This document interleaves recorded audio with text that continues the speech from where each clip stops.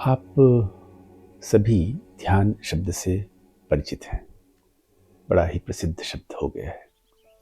हर व्यक्ति कहता है मैं ध्यान करता हूँ, करना चाहता हूँ, कर पाता हूँ, करवाती हूँ आदि शब्द बहुत आजकल सामान्यतः सब लोग बात करते हैं। लेकिन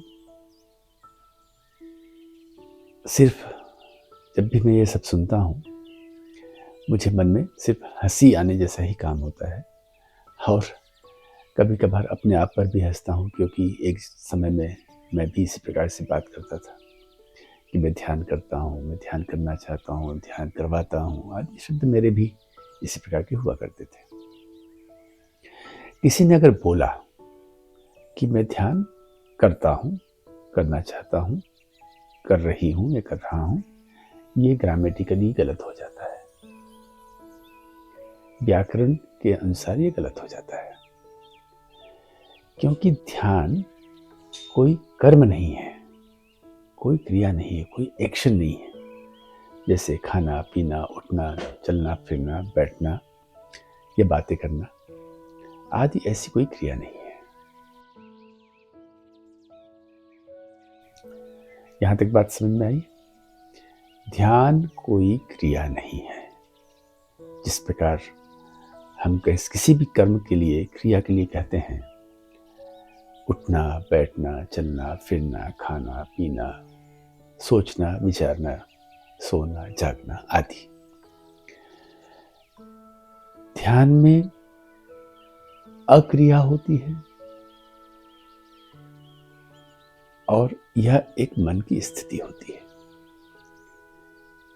अक्रिया, सबसे पहले ध्यान रखिए कि अक्रिया, कुछ न करना, ये पहली उसकी प्रीरिक्विजिट हमारी योग्यता होनी चाहिए कि हम कैसे ये कर सकें कि हम अक्रिया में चले जाएं। अब तो विचारना तो लगातार चलता रहता है, मन में विचार चलते रहते हैं, उस विचार को कैसे हम समाप्त करें? आप कहेंगे कि मैं कोई काम नहीं कर रही हूँ, इसमें बैठी हूँ, मैं बैठा हूँ, तो आप बैठे हैं, ये भी एक क्रिया हो गई, शरीर का ध्यान है। हाँ, आप सुन रहे हैं, ये भी एक क्रिया हो रही है। हाँ, फिर आप आंख बंद कर लेंगे, मैं कहूँगा चलो ध्यान करते हैं, जैसे सभी बोलते हैं ध्यान करते हैं, आप आंख बंद कर लेंगे और फिर आएंगे विचार। अब आपके न चाहते हुए विचार आपके द्वारा किया जा रहा है, तो अक्रिया में पहुंचना ही ध्यान है, जो कि बहुत कठिन है, आसान नहीं होता है।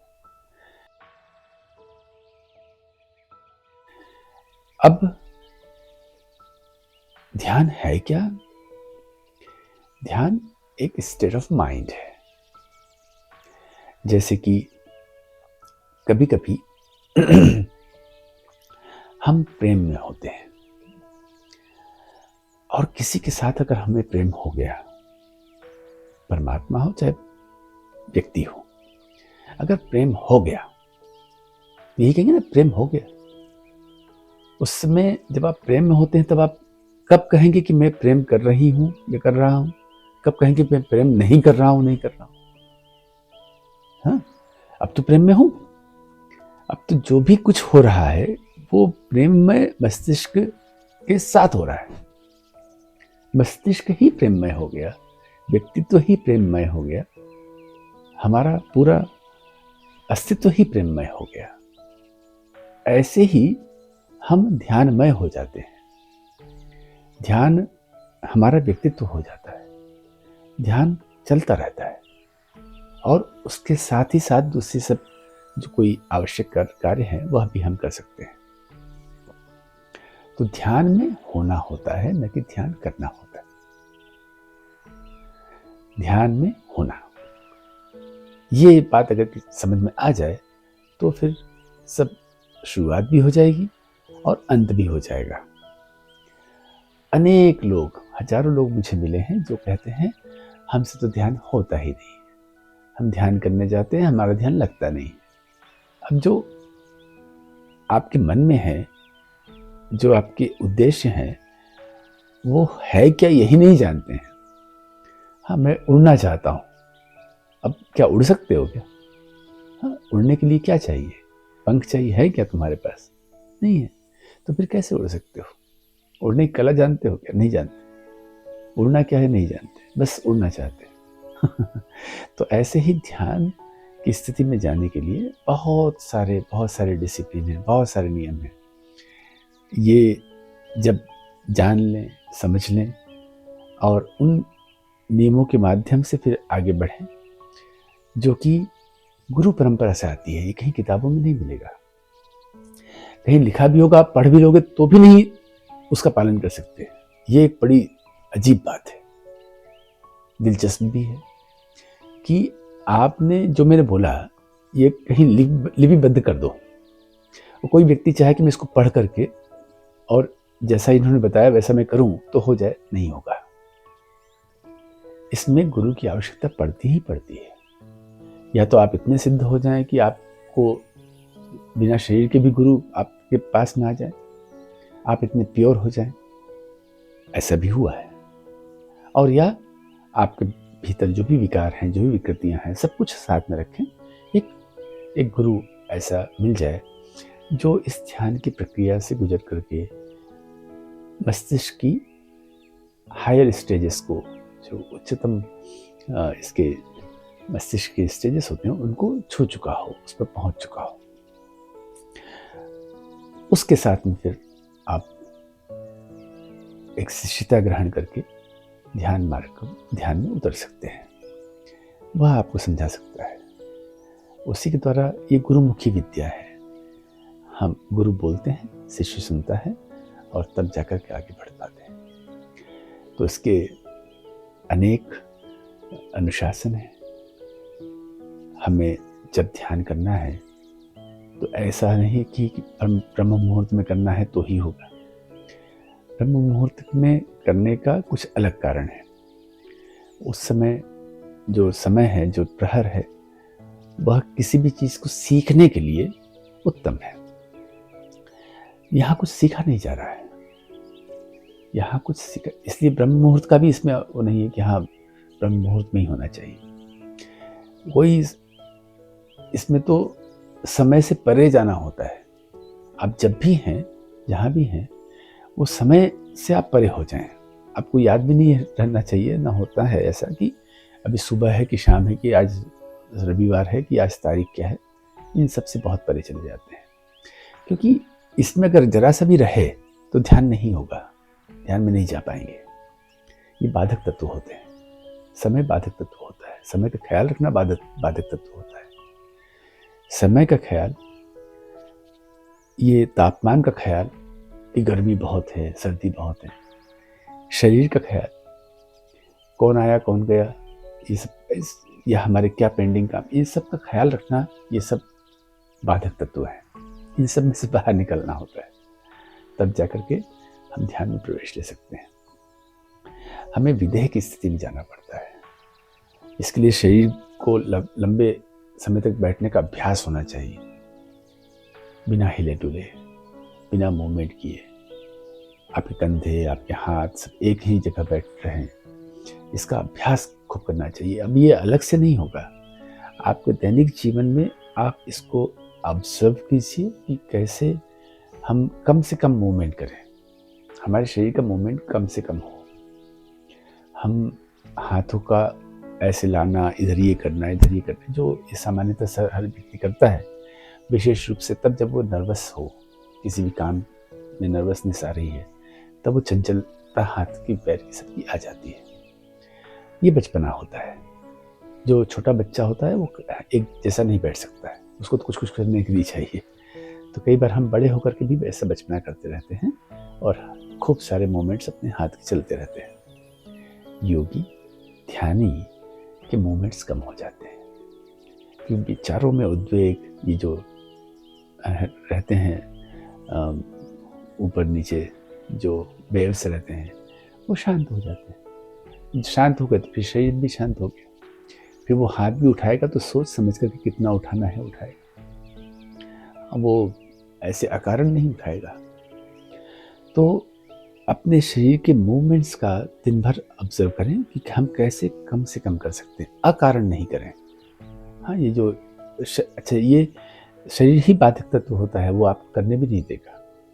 अभी आपको कम ऐसे इचिंग होती है और आप यहाँ जाके ऐसे ऐसे सब कर लेते हैं, जब आप इसको रोकने की कोशिश करेंगे तो इचिंग बढ़ जाएगी। ऐसा भी होता है, वो भी हमें कंट्रोल करना पड़ेगा। तो एक तो ये ऑब्जर्वेशन करना है अपने आप को तैयार करने के लिए। ध्यानी बनने के लिए, साधक बनने के लिए बहुत सारी चीज़ें करना होती है। बस उठा के चल दिए बैठ के ऐसे नहीं होता है। तो एक तो हमारे शरीर में जो चलन है, जो एक्शंस हैं, वो कैसे धीरे धीरे कम हो जाए। दूसरा, जब भी ध्यान करना हो उसके पहले आप जो भी कर्म कर रहे हैं उसमें 1 घंटे का अंतर होना चाहिए। ध्यान करने जब भी आप बैठ रहे हैं, जा रहे हैं अभ्यास करने के लिए, उसके पहले आप क्या कर रहे थे? हजारों प्रकार के एक्शंस होते हैं। आप किसी से मिले थे, वहाँ से ध्यान के बीच में 1 घंटे का अंतर होना चाहिए। वो जो भी इम्प्रेशंस उस एक्शन में डाले हैं वो डिसॉल्व होना चाहिए। भोजन कर रहे थे, 1 घंटे का अंतर होना चाहिए। सब में 1 घंटे का अंतर चाहिए। आप चल रहे थे, वॉक कर रहे थे, नहीं, 1 घंटे तो केवल प्रिपरेशन के लिए चाहिए कि आप सब में से बाहर निकल सकें। शुरुआत में धीरे धीरे फिर वो आधा घंटा भी हो जाता है, 1 मिनट भी हो जाता है, और फिर तो उसके बाद एक ऐसी स्थिति आती है जब आप ध्यान में होते ही हैं।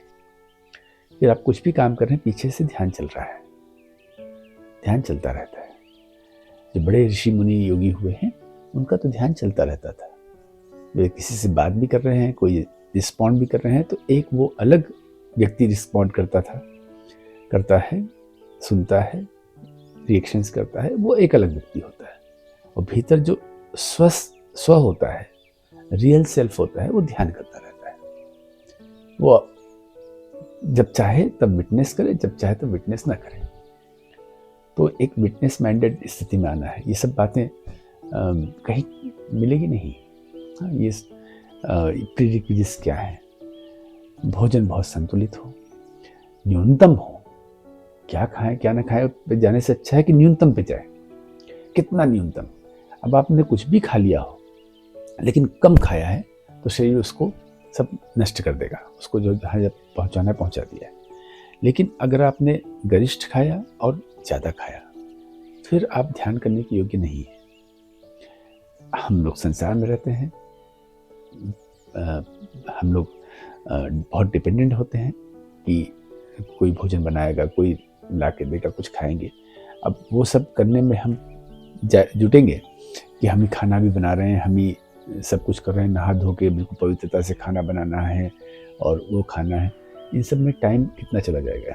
अब सबको हटाइए, जो मिल रहा है खा लीजिए, जो स्वतः अपने आप आ रहा हो कम से कम समय में, क्योंकि समय बहुत बचाना है, तो वो खा लीजिए। बस न्यूनतम, अधिकतम में नहीं जाना है, एकदम न्यूनतम, क्योंकि अब शरीर की में आवश्यकता नहीं बची है बहुत ज़्यादा की।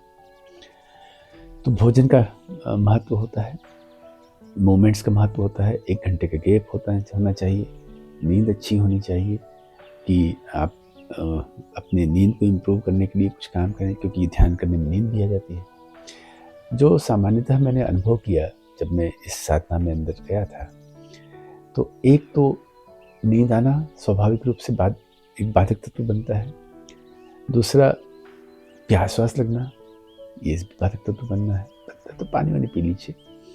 तीसरा, अगर हमारे काम कुछ पेंडिंग है, कुछ भी, तो फिर ध्यान में वो जरूर आते हैं।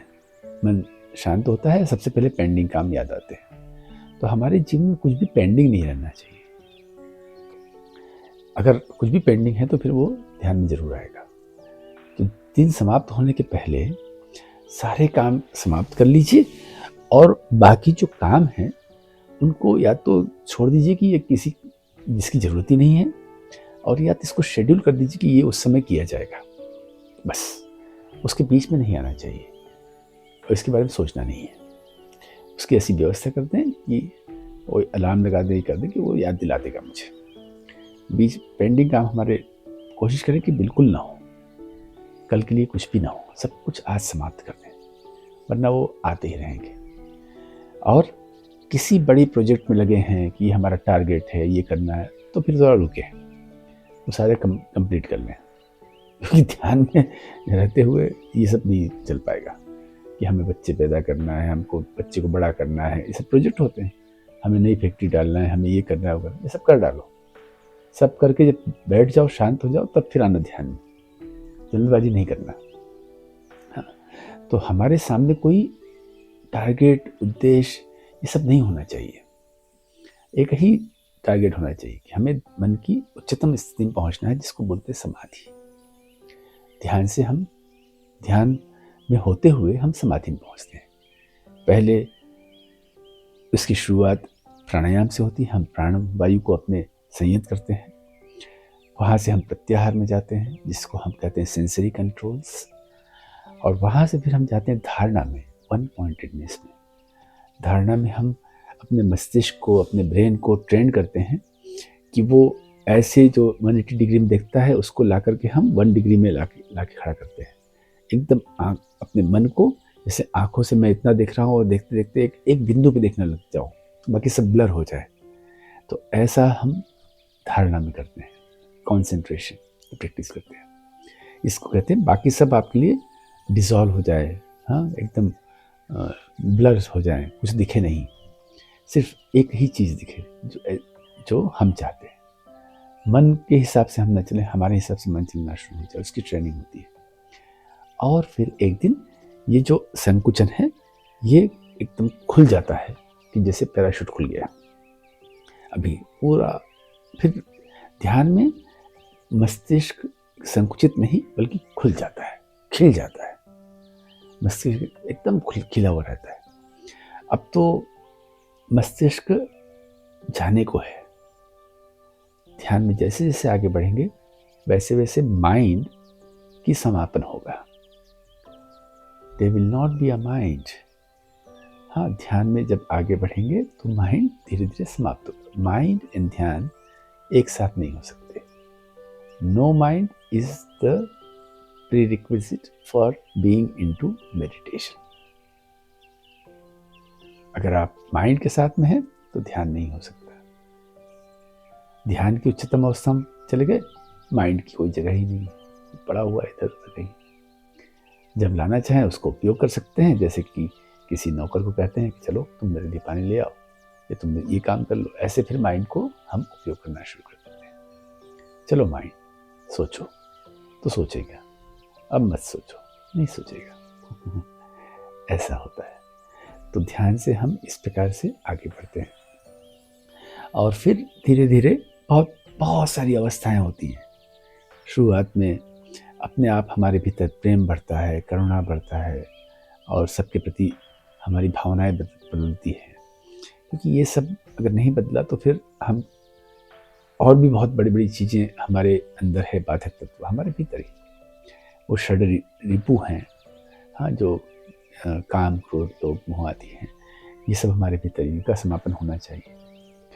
और फिर 4 चीज़ें हैं, हमारे पजेशंस समाप्त होना चाहिए, वैराग्य आना चाहिए, कनेक्शन समाप्त होना चाहिए, हम कौन हैं, क्या है, ये सब जो परिचय देते हैं ना कि मेरा नाम ये है, मेरी नेशनैलिटी ये है, मेरी ये जाति ये है, इन सब में से बाहर निकलना पड़ता है।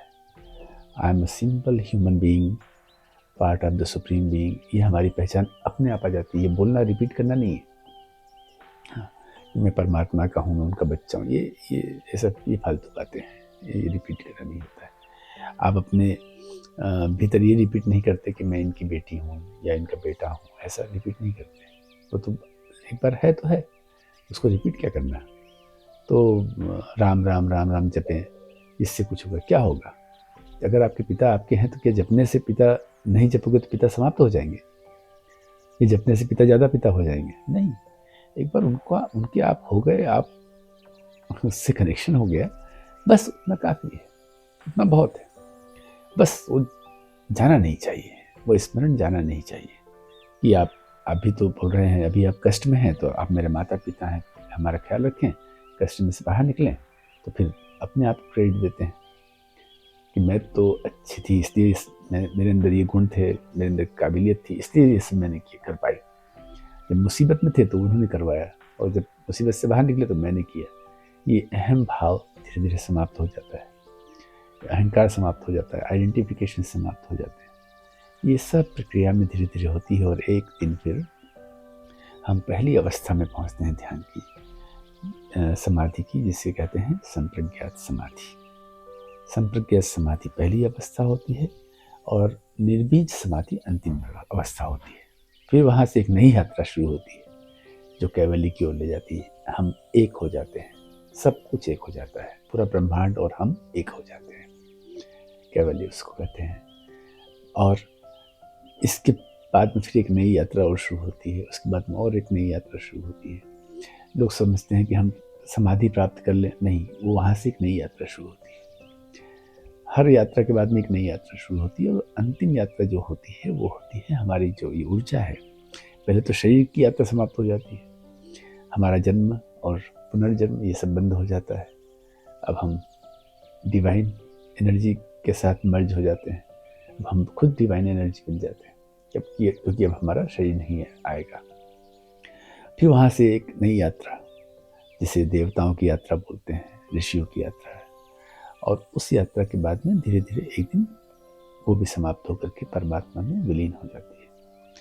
तो ऐसी लंबी कहानी है। आप लोग आगे हम ध्यान करेंगे, ध्यान सीखेंगे। नहीं, ये सब नहीं बोलना है मन में, हम ध्यान में होंगे। जल्दी ही हम इसके बारे में आगे और चर्चा करेंगे।